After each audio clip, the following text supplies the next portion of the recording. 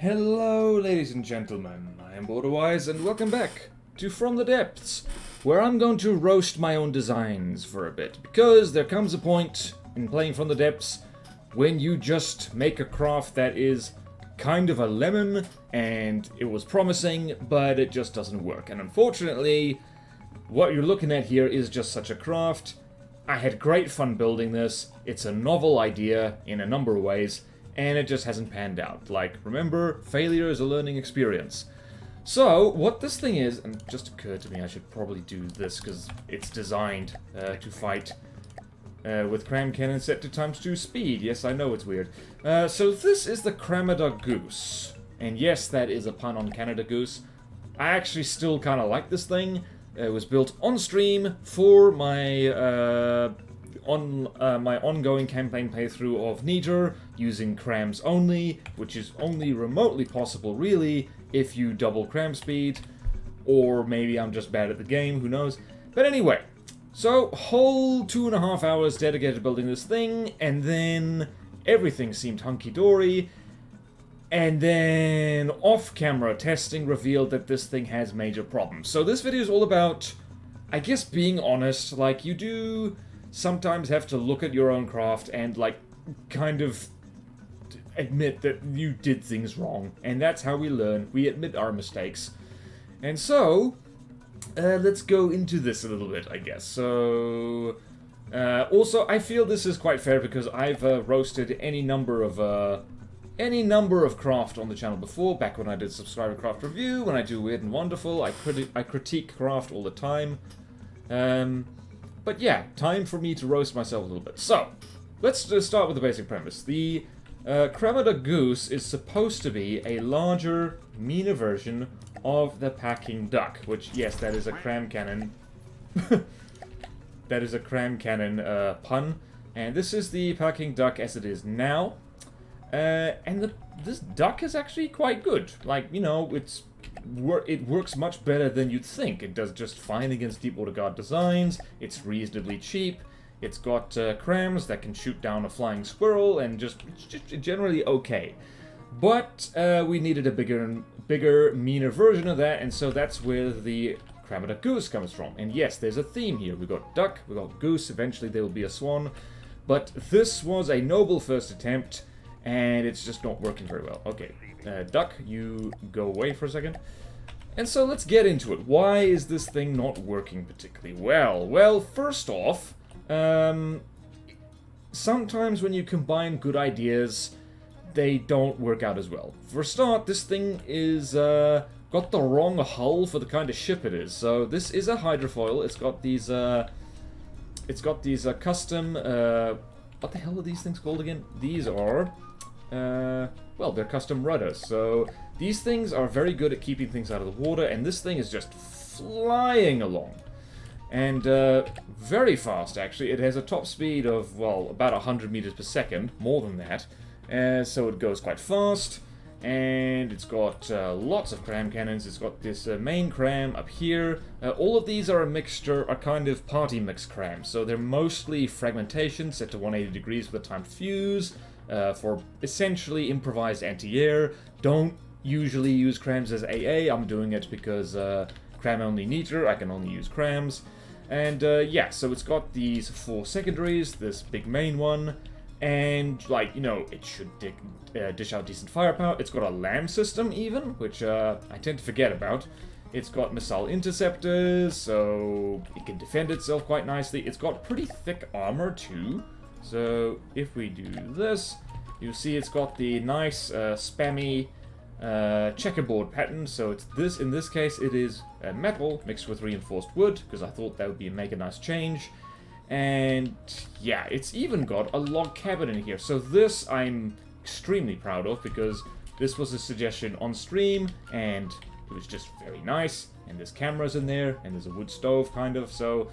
And we're in the snow because it's pale in here. And the smoke gun, by the way, is a new addition because of me trying to get this thing to, you know, do its job properly, which is shoot things dead, which it's got problems with. So I will demonstrate to you, and if it does well right now, I'm going to be very upset. So here we have the Eerie, which is about 60,000 materials less expensive than the Goose. So what do we got here? We've got the lambs going at it. We can shoot at the thing, and as you're noticing, cram cannons are moving kind of fast, and it seems to be going well. Initial volley did great, and first problem you can see here is that those secondary crams, when shooting at things that are in the same weight class as this craft, can do basically nothing. They just don't have the shell health. Partially my fault for just the kind of Tetris involved. Long story short is like, it's the Tetris I'm using on these guns is fun, it's not the most efficient. So I should really break the habit of using it. So in any case, those mini crams aren't doing much. In this case, yep, and so right there's our main problem. The lambs runs out of juice, so if I do this, you can see what the lambs actually looks like. Way too much storage, because we don't have the power. We don't have enough power, Captain. So this is a problem, and it burns through the juice too quickly, and then other crams can flatten us. And so you'll notice it's like, hang on a minute, BorderWise, yes, the cram cannons are much faster, you set them to ×2 speed, but that's only 600 meters per second. How is this thing, which is constantly Tokyo drifting at around 80 meters per second, how is it getting hit by these? Well, you will notice that this thing is kind of tall, so yes, it's bouncing up and down, but let's see how tall it is. Let's go here. Actually, you can just look in here. So the height is 18, which doesn't sound like much, but bear in mind, this thing is 200 meters long and 50 meters wide, so it is actually kind of tall. Or at least it feels kind of tall. In any case, it is too tall for something that is entirely above the waterline and not bouncing up and down a lot. You see, we're really eating a lot of fire from the Erie here. So this is a definite sign that this thing is not built efficiently. We're still winning, but not ideally. So yeah, we could be doing a lot better. We should be doing a lot better. And also, you'll notice that we've already lost a wing. So this isn't enormously important, but it does have airlons in it, ammunition warners. So don't put your expensive important bits right where the enemy is going to shoot at them. So you see, there used to be a lambs node over here. It's gone, so that's why superstructure is a good idea. And yeah, we've got serious problems here. Basically, because this thing's too tall, it's like it just doesn't like do well. Like it doesn't dodge fire effectively. If you want something that basically needs to dodge stuff repeatedly, you need to make it fast. You need to make it constantly adjust its yaw. And you also need to make it adjust its altitude a lot more than this. And don't make it too bloody tall. That would also help. So, yeah, so I guess what I'm saying is that this thing was not planned ahead of time. In fact, this thing was built while I was multitasking, because I was live streaming while I was doing it. So, this is one of those builds that it's very much... You should have planned ahead more. Like, I thought I did, kind of, because I built the duck before this, and, you know, messed around with the duck a lot. Potentially, this thing could be converted into an airship, and in fact, perhaps I should do that. But yeah, it's just, I just wanted to make this video, roast myself, to make myself feel better about my failures here, because this is kind of a failure. It doesn't do what I want it to do. And as you can see here, our main gun is slowly but surely getting fried, because the armor is not quite thick enough to stand up to, you know, the freaking Erie, man. And the smoke gun does nothing. So, yes, people have said to me, yes, smoke guns are acceptable for CRAMada. That little smoke gun in the front there does absolutely nothing. It's not really blocking the lambs enough. Although, now they are. What the heck?